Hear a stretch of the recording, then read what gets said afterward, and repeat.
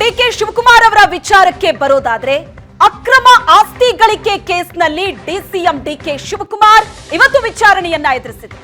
ಲೋಕಾಯುಕ್ತ ಅಧಿಕಾರಿಗಳಿಂದ ಡಿಕೆ ಶಿವಕುಮಾರ್ ವಿಚಾರಣೆ ನಡೆಯಿತು. ಸುಮಾರು 2-3 ತಾಸು ನಡೆಯಿತು ಈ ವಿಚಾರಣೆ. ಅಕ್ರಮ ಆಸ್ತಿ ಗಳಿಕೆ ಕೇಸ್ನಲ್ಲಿ ಡಿಸಿಎಂ ಡಿಕೆ ಶಿವಕುಮಾರ್ ವಿಚಾರಣೆಯನ್ನ ಎದುರಿಸಿದ್ರು. ಒಂದು ವಾರದ ಹಿಂದೆನೆ ನೋಟಿಸ್ ಜಾರಿಯಾಗಿತ್ತು ಡಿಕೆ ಶಿವಕುಮಾರ್ಗೆ. ನಿನ್ನೆ 2ನೇ ನೋಟಿಸ್ ಅನ್ನ ಲೋಕಾಯುಕ್ತ ಪೊಲೀಸರು ನೀಡಿದ್ರು. ಇವತ್ತು ವಿಚಾರಣೆಗೆ ಹಾಜರಾದರು.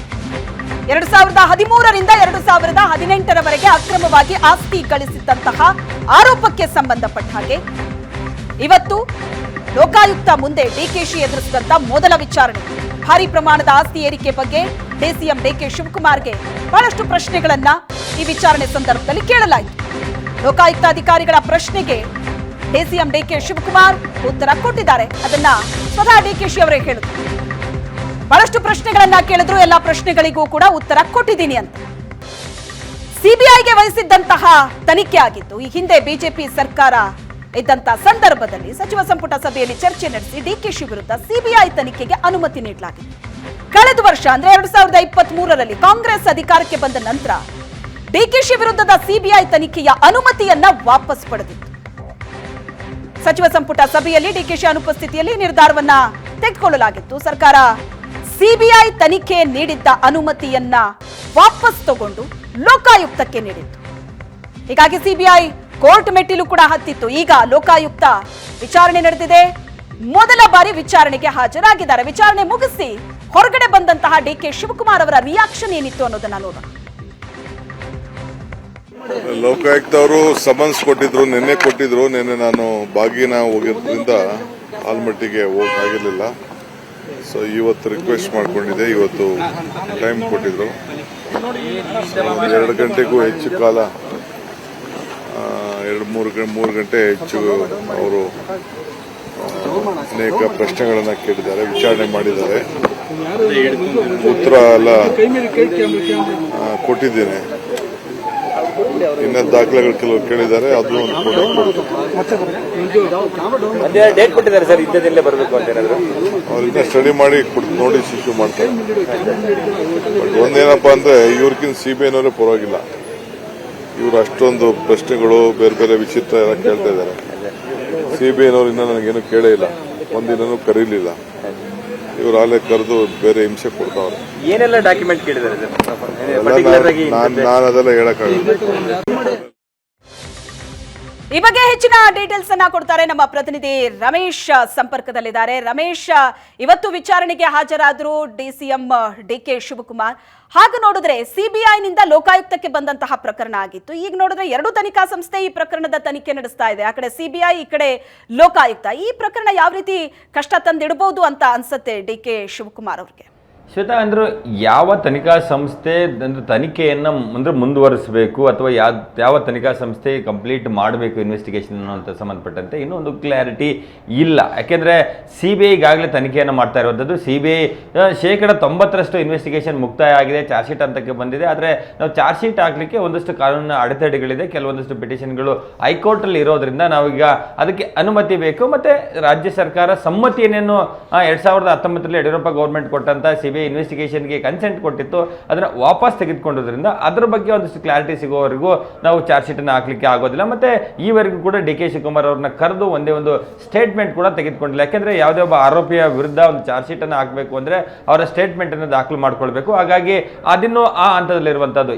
ಈ ಮಧ್ಯೆ ಏನು ರಾಜ್ಯ ಸರ್ಕಾರ ಏನು ಲೋಕಾಯುಕ್ತ ಪೊಲೀಸ್ ಅಧಿಕಾರಿಗಳಿಗೆ ಏನೊಂದು ಸೂಚನೆಯನ್ನು ಕೂಡ ಕೊಟ್ಟಿತ್ತು. ಆ ಒಂದು ಸೂಚನೆ ಹಿನ್ನೆಲೆಯಲ್ಲಿ 2024ರ ಏನು ಫೆಬ್ರವರಿ 8ನೇ ತಾರೀಕು ಲೋಕಾಯುಕ್ತ ಅಧಿಕಾರಿಗಳು ಒಂದು FIR ದಾಖಲು ಮಾಡಿಕೊಂಡಿದ್ರು. ಆದರೆ ಅದಕ್ಕೆ ಸಂಬಂಧಪಟ್ಟಂತೆ ಒಂದಷ್ಟು ಪ್ರಿಲಿಮಿನರಿ ಇನ್ವೆಸ್ಟಿಗೇಷನ್ ಮಾಡ್ತಾ ಇದ್ದಂಥ ಅಧಿಕಾರಿಗಳು, ಅದರಲ್ಲಿ DYSP ಸತೀಶ್ ಅವರು 16ನೇ ತಾರೀಕು, ಇದೇ ತಿಂಗಳು 16ನೇ ತಾರೀಕು ಡಿಕೆ ಶಿವಕುಮಾರ್ ಅವರಿಗೆ ಒಂದು ನೋಟಿಸ್ ಅನ್ನು ಕೊಟ್ಟು 21ನೇ ತಾರೀಕು ವಿಚಾರಣೆಗೆ ಹಾಜರಾಗಬೇಕು ಅಂತ ಹೇಳಿರ್ತಾರೆ. ಆದರೆ ನಿನ್ನೆ ಆ ವಿಚಾರಣೆಗೆ ಹಾಜರಾಗಬೇಕಾದಂಥ ಡಿಕೆ ಶಿವಕುಮಾರ್ ಅವರು ಹಾಜರಾಗಿರೋದಿಲ್ಲ. ಅದಕ್ಕೆ ಸಂಬಂಧಪಟ್ಟಂತೆ ಅಧಿಕಾರಿಗಳಿಗೆ ಏನು ಮೌಖಿಕವಾಗಿ ಹೇಳಿರ್ತಾರೆ, ನಾನು ಇವತ್ತು ಬರ್ಲಿಕ್ಕೆ ಸಾಧ್ಯ ಆಗಿಲ್ಲ, ನಾಳೆ ಬರ್ತೇನೆ ಅಂತೇಳಿ ಹೇಳಿದ್ರಿಂದ ಇವತ್ತು ಮಧ್ಯಾಹ್ನ ಟೈಮ್ ಕೊಟ್ಟಿದ್ರು ವಿಚಾರಣೆಗೆ ಬರಲಿಕ್ಕೆ. ವಿಚಾರಣೆಗೆ ಬಂದು ಸುಮಾರು ಒಂದು 2-3 ಗಂಟೆಗಳ ಕಾಲ ಅಧಿಕಾರಿಗಳು ಕೇಳುವಂತ ಎಲ್ಲ ಪ್ರಶ್ನೆಗಳಿಗೆ ಉತ್ತರವನ್ನು ಕೊಟ್ಟಿದ್ದಾರೆ ಅನ್ನುವಂಥದ್ದು. ಅಂದ್ರೆ ಇನ್ವೆಸ್ಟಿಗೇಷನ್ ಮುಕ್ತಾಯ ಆದ ನಂತರ ಒಂದಷ್ಟು ಅಧಿಕಾರಿಗಳ ಜೊತೆ ನಾವು ಮಾತಾಡೋ ಸಂದರ್ಭದಲ್ಲಿ ಡಿ.ಕೆ. ಶಿವಕುಮಾರ್ ಅವರು ವಿಚಾರಣೆಗೆ ಬಂದ ಸಂದರ್ಭದಲ್ಲಿ ಹಲವು ಪ್ರಶ್ನೆಗಳನ್ನ ನಾವು ಕೇಳಿದ್ವಿ. ಬಹುತೇಕ ಪ್ರಶ್ನೆಗಳಿಗೆ ಅವರ ಬಳಿ ಉತ್ತರ ಇರಲಿಲ್ಲ. ಅದಕ್ಕೆ ಸಂಬಂಧಪಟ್ಟಂತೆ ದಾಖಲೆಗಳನ್ನ ತರ್ತೇನೆ, ಮುಂದಿನ ಹಂತದಲ್ಲಿ ದಾಖಲೆಗಳನ್ನು ಕೊಡ್ತೇನೆ ಅನ್ನುವಂತ ಉತ್ತರವನ್ನೇ ಕೂಡ ಕೊಟ್ಟಿದ್ದಾರೆ. ಹಾಗಾಗಿ ಮುಂದೆ ಅಂದ್ರೆ ಇವತ್ತು ಅವರೇನೋ ಸ್ಟೇಟ್ಮೆಂಟ್ ಅನ್ನು ಕೊಟ್ಟಿದ್ದಾರೆ, ಅದನ್ನ ನಾವು ದಾಖಲು ಮಾಡ್ಕೊಂಡಿದ್ವಿ. ಮುಂದಿನ ಹಂತದಲ್ಲಿ ಅವರಿಗೆ ಮತ್ತೆ ನೋಟಿಸ್ ಅನ್ನ ಇವತ್ತು ಕೊಟ್ಟರೆ ಉತ್ತರವನ್ನು ಆಧರಿಸಿ ಮತ್ತೆ ನಮ್ಮ ಬಳಿ ಇರುವಂತಹ ದಾಖಲೆಗಳನ್ನ ಪರಿಶೀಲನೆ ಮಾಡಿ ಮುಂದಿನ ಹಂತದಲ್ಲಿ ಅವರು ವಿಚಾರಣೆಗೆ ಕರಿತೇವೆ ಅನ್ನುವಂತಹ ಒಂದಷ್ಟು ಮಾಹಿತಿಗಳನ್ನು ಲೋಕಾಯುಕ್ತ ಮೂಲಗಳು ಕೊಟ್ಟಿರುವಂತದ್ದು. ಅಂದ್ರೆ ಈಗ ಇರುವಂತಹ ಪ್ರಶ್ನೆ ಶ್ವೇತಾ, ಅಂದ್ರೆ ಈ ಒಂದೇ ಕ್ರೈಮಿಗೆ ಸಂಬಂಧಪಟ್ಟಂತೆ ಅಥವಾ ಒಂದು ವಿಚಾರಕ್ಕೆ ಸಂಬಂಧಪಟ್ಟಂತೆ 2 ತನಿಖಾ ಸಂಸ್ಥೆಗಳು ತನಿಖೆ ಮಾಡ್ತಾ ಇರೋದ್ರಿಂದ ಅದು ಇನ್ನೇನು ಕೆಲವೇ ದಿನಗಳಲ್ಲಿ ಹೈಕೋರ್ಟ್ ಕೊಡುವಂತ ಒಂದು ತೀರ್ಪು ಏನಿದೆ ಅದರ ಮೇಲೆ ನಿರ್ಧಾರ ಆಗುತ್ತೆ. ಯಾಕೆಂದ್ರೆ ಈ ಬಿಜೆಪಿಯ ಶಾಸಕರಾಗಿರುವಂತಹ ಯತ್ನಾಳ್ ಅವರು ರಾಜ್ಯ ಸರ್ಕಾರ ತೆಗೆದುಕೊಂಡಿರುವಂತಹ ತೀರ್ಮಾನ ಇದೆ, ಅಂದ್ರೆ ಕನ್ಸೆಂಟ್ ಅನ್ನು ವಾಪಸ್ ತೆಗೆದುಕೊಳ್ಳುವಂಥದ್ದು ಕಾನೂನು ಬಾಹಿರವಾಗಿದೆ. ಸುಪ್ರೀಂ ಕೋರ್ಟ್ ಹಲವು ಪ್ರಕರಣಗಳಲ್ಲಿ ಹೇಳಿದೆ. ಆದರೂ ಕೂಡ ಇವರು ಕಾನೂನು ಬಾಹಿರವಾಗಿ ತಮ್ಮ ಮಂತ್ರಿಮಂಡಲದ ಉಪಮುಖ್ಯಮಂತ್ರಿಗಳನ್ನ ರಕ್ಷಣೆ ಮಾಡಿಕೊಳ್ಳೋದಕ್ಕೋಸ್ಕರ ಕಾನೂನು ವಿರೋಧಿಸಿ ಈ ರೀತಿಯಾದಂತಹ ಆದೇಶವನ್ನು ತೆಗೆದುಕೊಂಡಿದ್ದಾರೆ ಅನ್ನುವಂಥದ್ದನ್ನ ಯತ್ನಾಳ್ ಅರ್ಜಿಯನ್ನು ಸಲ್ಲಿಸಿರುವಂಥದ್ದು. ಮತ್ತೆ ಲೋಕಾಯುಕ್ತಕ್ಕೆ ಆದೇಶ ಮಾಡಿರುವಂಥದ್ದು ಕೂಡ ಕಾನೂನು ಬಾಹಿರ ಅಂತೇಳಿ ಸಿಬಿಐ ಮತ್ತೊಂದು ಅರ್ಜಿಯನ್ನು ಸಲ್ಲಿಸಿದೆ. 2 ಅರ್ಜಿಗಳನ್ನ ಕ್ಲಬ್ ಮಾಡಿ ಹೈಕೋರ್ಟ್ ವಿಚಾರಣೆಯನ್ನು ಮುಕ್ತಾಯಗೊಳಿಸಿ ಆದೇಶಕ್ಕೆ ಕಾಯ್ದಿರಿಸಿರುವಂಥದ್ದು. ಆ ಆದೇಶದಲ್ಲಿ ಒಂದು ಸ್ಪಷ್ಟತೆ ಸಿಗುತ್ತೆ. ಅದನ್ನ ಸಿಬಿಐ ಇನ್ವೆಸ್ಟಿಗೇಷನ್ ಏನ್ ಮಾಡ್ತಾ ಇದೆ ಅದು ಕಂಟಿನ್ಯೂ ಆಗಬೇಕಾ ಅಥವಾ ಲೋಕಾಯುಕ್ತ ಅಧಿಕಾರಿಗಳು ಮಾಡ್ತಾ ಇರುವಂತಹ ಇನ್ವೆಸ್ಟಿಗೇಷನ್ ಕಂಟಿನ್ಯೂ ಆಗಬೇಕಾ ಅನ್ನುವಂಥದ್ದು. ಸೊ ಈ ಮಧ್ಯೆ ಏನು ಲೋಕಾಯುಕ್ತ ಪೊಲೀಸ್ ಅಧಿಕಾರಿಗಳು ಡಿ.ಕೆ. ಶಿವಕುಮಾರ್ ಅವರಿಗೆ ನೋಟಿಸ್ ಕೊಡುವ ಮೂಲಕ ಸರ್ಕಾರ ಅವರಿಗೆ ಒಂದು ಅಸೈನ್ಮೆಂಟ್ ಅನ್ನ ಕೊಟ್ಟಿದೆ ಅಥವಾ ಏನು ಅವರಿಗೆ ಜವಾಬ್ದಾರಿಯನ್ನು ಕೊಟ್ಟಿದೆ ಆ ನಿಟ್ಟಿನಲ್ಲಿ ತನಿಖೆಯನ್ನು ಮುಂದುವರಿಸ್ತಾ ಇರುವಂತಹದ್ದು. ಶ್ವೇತಾ. ಓಕೆ ರಮೇಶ್, ಈ ಪ್ರಕರಣದಲ್ಲಿ ಸಿಬಿಐ ಅಂತ ಅಂದಾಗ ಇದ್ದಂತಹ ಆತಂಕ ಈಗ ಲೋಕಾಯುಕ್ತ ಅಂದಾಗ ಅಷ್ಟಾಗಿ ಆತಂಕ ಇಲ್ಲ ಅಂತ ಅನ್ಸುತ್ತೆ. ಯಾಕಂದ್ರೆ ಸಿಬಿಐಗೆ ವಹಿಸಿದ್ದಂತಹ ತನಿಖೆಯನ್ನೇ ಈಗ ಸರ್ಕಾರ ಕ್ಯಾಬಿನೆಟ್ ಮೀಟಿಂಗ್ ನಲ್ಲಿ ಅದನ್ನ ಲೋಕಾಯುಕ್ತಕ್ಕೆ ಶಿಫ್ಟ್ ಮಾಡಿತು. ಈಗ ಲೋಕಾಯುಕ್ತ ವಿಚಾರಣೆ ಅಂದಾಗ ಬಹಳ ರಿಲ್ಯಾಕ್ಸ್ ಮೂಡ್ ಅಲ್ಲಿ ಇದ್ರು ಅಂತ ಅನ್ಸುತ್ತೆ ಡಿ.ಕೆ. ಶಿವಕುಮಾರ್. ಖಂಡಿತ.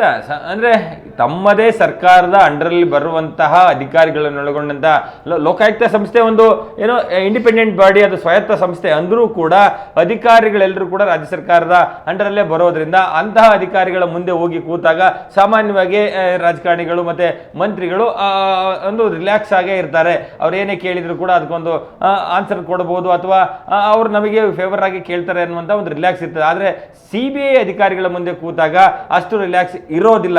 ಯಾಕೆಂದ್ರೆ ಅದಕ್ಕೊಂದು ಉದಾಹರಣೆ ಹೇಳ್ತಾ ಹೋದ್ರೆ ಏನು FIR ದಾಖಲು ಮಾಡಿಕೊಳ್ಳುವ ಸಂದರ್ಭದಲ್ಲಿ 2020 ಅಕ್ಟೋಬರ್ಲೇನು ಸಿಬಿಐ ಅಧಿಕಾರಿಗಳು ದಾಖಲು ಮಾಡ್ಕೊಳ್ತಾರೆ. ಆ ಸಂದರ್ಭದಲ್ಲಿ 2013ರಿಂದ 18ರವರೆಗೆ ಡಿ.ಕೆ. ಶಿವಕುಮಾರ್ ಅವರ ಆಸ್ತಿಯಲ್ಲಿ 44% ಹೆಚ್ಚಳ ಆಗಿದೆ. ಅಂದ್ರೆ 74,93,00,000 ಹೆಚ್ಚಳ ಆಗಿದೆ ಅನ್ನುವಂಥದ್ದು FIR ಲಿತ್ತು. ಆದ್ರೆ ಅದರ ಇನ್ವೆಸ್ಟಿಗೇಷನ್ ಮುಂದುವರೆದಂತೆ ಆ ಒಂದು ಆಸ್ತಿಯ ಪ್ರಮಾಣ ಹೆಚ್ಚಾಗಿದೆ ಅನ್ನುವಂಥದ್ದನ್ನ ಸಿಬಿಐ ಈಗಾಗಲೇ ಕಂಡಿಡ್ಕೊಂಡಿದೆ ಅನ್ನುವಂಥದ್ದು ನಮಗೆ ಮೂಲಗಳಿಂದ ಸಿಗ್ತಾ ಇರುವಂತಹ ಮಾಹಿತಿ. ಹಾಗಾಗಿ ಆ ಒಂದು ರಿಪೋರ್ಟ್ ಕೋರ್ಟ್ಗೆ ಬಂದದ್ದೇ ಆದಲ್ಲಿ ಅದು ಸಿಬಿಐ ಅಂದ್ರೆ ಡಿ.ಕೆ. ಶಿವಕುಮಾರ್ ಅವರಿಗೆ ಮುಂದಿನ ಹಂತದಲ್ಲಿ ಒಂದಷ್ಟು ಸಂಕಷ್ಟ ಎದುರಾಗುವಂತಹ ಸಾಧ್ಯತೆಗಳಿರ್ತದೆ. ಯಾಕೆಂದ್ರೆ ಆ ಆಸ್ತಿಗಳಿಗೆ ಮೂಲ ಏನು ಅನ್ನುವಂಥದ್ದನ್ನ ಉತ್ತರವನ್ನ ಕೊಡಬೇಕು. ಯಾಕೆಂದ್ರೆ ಯಾವುದೇ ಒಂದು ಟರ್ಮ್ ಅಲ್ಲಿ ಅದರಲ್ಲೂ ಜನಪ್ರತಿನಿಧಿಯಾಗಿ ಸಚಿವರಾಗಿದ್ದಂಥ ಸಂದರ್ಭದಲ್ಲಿ ನಿಮಗೆ ಯಾವುದೇ ಮೂಲಗಳಿಲ್ಲದೆ ನಿಮ್ಮ ಬಳಿ ಹೆಚ್ಚು ಹಣ ಬರುತ್ತೆ ಅಥವಾ ಹೆಚ್ಚು ಆಸ್ತಿಗಳು ಬರುತ್ತೆ, ಆದಾಯ ಬರುತ್ತೆ ಅನ್ನುವಂಥದ್ದು ಆದ್ರೆ ಅದನ್ನ ಸಾಮಾನ್ಯವಾಗಿ ಅದು ಭ್ರಷ್ಟಾಚಾರದಿಂದ ಅದನ್ನ ಸಂಗ್ರಹ ಮಾಡಲಾಗಿದೆ ಅನ್ನುವಂಥ ನಿಟ್ಟಿನಲ್ಲಿ ಸಿಬಿಐ ಅಧಿಕಾರಿಗಳು ಅದನ್ನ ಚಾರ್ಜಸ್ ಅನ್ನ ಫ್ರೇಮ್ ಮಾಡ್ತಾರೆ. ಅದಕ್ಕೆ ಸಂಬಂಧಪಟ್ಟಂತೆ ಆರೋಪಿಗಳು ಕೋರ್ಟ್ ನಲ್ಲಿ ಇಲ್ಲ ಇದು ಭ್ರಷ್ಟಾಚಾರದಿಂದ ಬಂದಿಲ್ಲ, ಅದು ನನ್ನ ಸ್ವಂತ ದುಡಿಮೆ ಅನ್ನೋದಕ್ಕೆ ದಾಖಲೆಗಳ ಸಮೇತ ಅವರು ಉತ್ತರವನ್ನ ಕೊಡಬೇಕಾಗುತ್ತೆ. ಸೊ ಹಾಗಾಗಿ ಸಿಬಿಐ ಅಧಿಕಾರಿಗಳು ನಡೆಸುವಂತಹ ತನಿಖೆ ತುಂಬಾ ಕಠಿಣ ಆಗಿರುತ್ತೆ. ಆದ್ರೆ ಲೋಕಾಯುಕ್ತ ಅಧಿಕಾರಿಗಳು ಮಾಡುವಂತಹ ಒಂದು ತನಿಖೆಯಲ್ಲಿ ಅದು ಸರ್ಕಾರದ ಪ್ರಮುಖ ಹುದ್ದೆಯಲ್ಲಿರೋದ್ರಿಂದ ಅವ್ರಿಗೆಲ್ಲ ಒಂದ್ ಕಡೆ ಅದು ಈಸಿ ಅಂತ ಅನಿಸಬಹುದು. ಆದ್ರೆ ಇದು ಯಾವ ತನಿಖಾ ಸಂಸ್ಥೆ ಮುಂದುವರಿಯುತ್ತೆ ಅನ್ನುವಂಥದ್ದು ಕೆಲವೇ ದಿನಗಳಲ್ಲಿ ಹೈಕೋರ್ಟ್ ಕೊಡುವಂತಹ ಒಂದು ತೀರ್ಪಿನ ಮೇಲೆ ನಿಂತಿರುವಂತಹದ್ದು. ಶ್ವೇತಾ. ಎಸ್ ರಮೇಶ್, ಈಗ ಲೋಕಾಯುಕ್ತಕ್ಕೆ ಈ ಕೇಸನ್ನ ಕೊಟ್ಟಿದ್ದು ಕಳೆದ ವರ್ಷ 2023ರಲ್ಲಿ, ಆದ್ರೆ ಸಿಬಿಐಗೆ ಕೊಟ್ಟಿದ್ದು 2020ರಲ್ಲಿ. ಆದ್ರೆ ಇಲ್ಲಿವರೆಗೆ ಒಂದು ಸಲನೂ ಕರೆದು ಡಿ.ಕೆ. ಶಿವಕುಮಾರ್ ಅವರ ವಿಚಾರಣೆ ನಡೆಸಿಲ್ವಾ? ಅಂದ್ರೆ ಈ ಪ್ರಕರಣದಲ್ಲಿ ದಾಖಲೆಗಳೇ ಸಾಕು ಅಂತ ಸುಮ್ಮನಾದ್ರ ಹೇಗೆ? ಶ್ವೇತಾ, ಅಂದ್ರೆ ಸಿಬಿಐ ಮೂಲಗಳಿಂದ ನಮಗೆ ಸಿಗ್ತಾರಂತ ಮಾಹಿತಿ ಪ್ರಕಾರ 2020 ಅಕ್ಟೋಬರ್ನಲ್ಲಿ FIR ನ ದಾಖಲು ಮಾಡಿಕೊಳ್ಳುತ್ತೆ. ಅದಾದ ನಂತರ ಅವರು ಕೂಡ ಒಂದಷ್ಟು ಪ್ರಿಲಿಮಿನರಿ ಎನ್ಕ್ವೈರಿಯನ್ನು ಮಾಡ್ತಾ ಹೋಗ್ತಾರೆ. ಯಾಕಂದ್ರೆ ಇದು ಡಾಕ್ಯುಮೆಂಟ್ ಮೇಲೆ ಮಾಡುವಂತ ಇನ್ವೆಸ್ಟಿಗೇಷನ್ ಆಗಿರೋದ್ರಿಂದ ಅವರು ಯಾವ ಇಲಾಖೆಗಳಿಗೆ ಸಂಬಂಧಪಟ್ಟಂತೆ ಅಲ್ಲಿನ ಒಂದಷ್ಟು ಮಾಹಿತಿಗಳನ್ನ ಕಲೆ ಹಾಕೊಳ್ಳುವಂಥದ್ದು, ಅದನ್ನ ವಿಶ್ಲೇಷಣೆ ಮಾಡಿ ಅದರಲ್ಲಿ ಒಂದಷ್ಟು ಅಂಶಗಳನ್ನು ತೆಗೆದುಕೊಳ್ಳುವಂತ ಕೆಲಸಗಳಾಗುತ್ತೆ. ಈ ಮಧ್ಯೆ ಹಲವು ಬಾರಿ ಡಿ.ಕೆ. ಶಿವಕುಮಾರ್ ಅವರು ಹೈಕೋರ್ಟ್ಗೆ ಹೋಗುವ ಮೂಲಕ ಇನ್ವೆಸ್ಟಿಗೇಷನ್ಗೆ ಸ್ಟೇಗಳನ್ನು ಮಾಡುವಂತಹದ್ದು ಮತ್ತೆ ಯಾವುದೇ ಮಾಹಿತಿಗಳು ಬೇಕು ಅಂತ ಕೇಳಿದ ಸಂದರ್ಭದಲ್ಲಿ ಅವರು ಅವರ ವಕೀಲರನ್ನ ಕಳಿಸಿ ಅಥವಾ ಅವ್ರಿಗೆ ಸಂಬಂಧಪಟ್ಟಂತವ್ರನ್ನ ಕಳಿಸಿ ಕೇವಲ ದಾಖಲೆಗಳನ್ನ ಕೊಡುವಂತ ಕೆಲಸಗಳು ಮಾತ್ರ ಆಗಿತ್ತು. ಸೊ ನಮಗಿರೋ ಮಾಹಿತಿ ಪ್ರಕಾರ 11 ವಾಲ್ಯೂಮ್ ಅಲ್ಲಿ ಸಾವಿರಾರು ಪುಟಗಳ ದಾಖಲೆಗಳನ್ನ ಕೊಟ್ಟಿದ್ದಾರೆ. ಆದ್ರೆ ಡಿ ಕೆ ಶಿವಕುಮಾರ್ ಇದುವರೆಗೂ ಕೂಡ ಅವರು ಬೈ ಪರ್ಸನ್ ಅಧಿಕಾರಿಗಳ ಮುಂದೆ ಹೋಗಿ ಹೇಳಿಕೆಯನ್ನ ಕೂಡ ಕೊಟ್ಟಿಲ್ಲ. ಅದಕ್ಕೆ ಸಂಬಂಧಪಟ್ಟಂತೆ ಯಾಕೆಂದ್ರೆ ಸಾಮಾನ್ಯವಾಗಿ ಪ್ರಾಥಮಿಕ ಹಂತದಲ್ಲಿ ಏನೋ ದಾಖಲೆಗಳು ಬೇಕು, ದಾಖಲೆಗಳನ್ನ ಬಂದು ನೀವು ಸಲ್ಲಿಸಿ ಅಂತ ಹೇಳ್ತಾರೆ. ಆದ್ರೆ ಅದನ್ನ ಡಿ ಕೆ ಶಿವಕುಮಾರ್ ಸ್ವತಃ ಹೋಗದೆ ವಕೀಲರುಗಳ ಮೂಲಕ ಅಥವಾ ಚಾರ್ಟೆಡ್ ಅಕೌಂಟೆಂಟ್ಗಳ ಮೂಲಕ ದಾಖಲೆಗಳನ್ನ ಸಲ್ಲಿಸಿದ್ರು. ಆದ್ರೆ ಅಂತಿಮವಾಗಿ ಅವರ ಸ್ಟೇಟ್ಮೆಂಟ್ ಅನ್ನ ಪಡ್ಕೊಳ್ಳೇಬೇಕಾಗುತ್ತೆ. ಅವರ ಹೇಳಿಕೆಯನ್ನ ದಾಖಲು ಮಾಡಿದ ನಂತರವಷ್ಟೇ ಇನ್ವೆಸ್ಟಿಗೇಷನ್ ಕಂಪ್ಲೀಟ್ ಆಗುವಂತದ್ದು. ಸೊ ಆ ಹಂತ ಮುಂದಿನ ಹಂತದಲ್ಲಿ ಆಗ್ಲತ್ತೆ ಅನ್ನುವಂಥದ್ದು. ಸೊ ಈ ಹಂತದಲ್ಲಿ 2 ತನಿಖಾ ಸಂಸ್ಥೆಗಳು ತನಿಖೆ ಮಾಡ್ತಿರೋದ್ರಿಂದ ಯಾವ ತನಿಖಾ ಸಂಸ್ಥೆ ಮುಂದುವರಿಸಬೇಕು ಅನ್ನುವಂಥದ್ದು ಹೈಕೋರ್ಟ್ ನ ಆದೇಶದ ಮೇಲೆ ನಿಂತಿದೆ. ಶ್ವೇತಾ, ಥ್ಯಾಂಕ್ ಯು ರಮೇಶ್ ನಿಮ್ಮೆಲ್ಲ ಡೀಟೇಲ್ಸ್ಗೆ. ಒಟ್ನಲ್ಲಿ ಸದ್ಯಕ್ಕೆ ರಾಜ್ಯದಲ್ಲಿ ನಡೀತಾ ಇರೋದು ಹಗರಣಗಳ ಮೇಲೆ ಹಗರಣ ಬೆಳಕಿಗೆ ಬರ್ತಾ ಇದೆ. ಕಾನೂನು ಹೋರಾಟ, ಪ್ರತಿಭಟನೆ, ಪಾದಯಾತ್ರೆ, ಕಾನೂನು ಸಮರ, ಬರೀ ಇಂಥವೇ ಸುದ್ದಿಗಳು ಸದ್ದು ಮಾಡ್ತಾ ಇದೆ. ಎಲ್ಲವನ್ನ ರಾಜ್ಯದ ಜನ ನೋಡ್ತಾ ಇದ್ದಾರೆ. ಇದು ಎಲ್ಲಿಗೆ ಹೋಗಿ ನಿಲ್ಲತ್ತೆ ಅನ್ನೋದನ್ನ ನೋಡ್ಬೇಕು. ಇದರೊಂದಿಗೆ ಇವತ್ತಿನ ಪಾರ್ಟಿ ರೌಂಡ್ಸ್ ಅನ್ನ ಮುಗಿಸುವಂತಹ ಸಮಯ. ನೇರ ದಿಟ್ಟ ನಿರಂತರ ಸುದ್ದಿಗಾಗಿ ನೋಡ್ತಾ ಇರಿ ಏಷ್ಯಾನೆಟ್ ಸುವರ್ಣ ನ್ಯೂಸ್. ಈಗ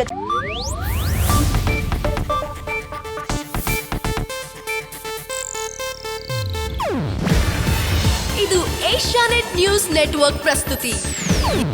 ನೀವು ನೋಡ್ತಿದ್ದೀರಾ ಏಷ್ಯಾನೆಟ್ ಸುವರ್ಣ ನ್ಯೂಸ್.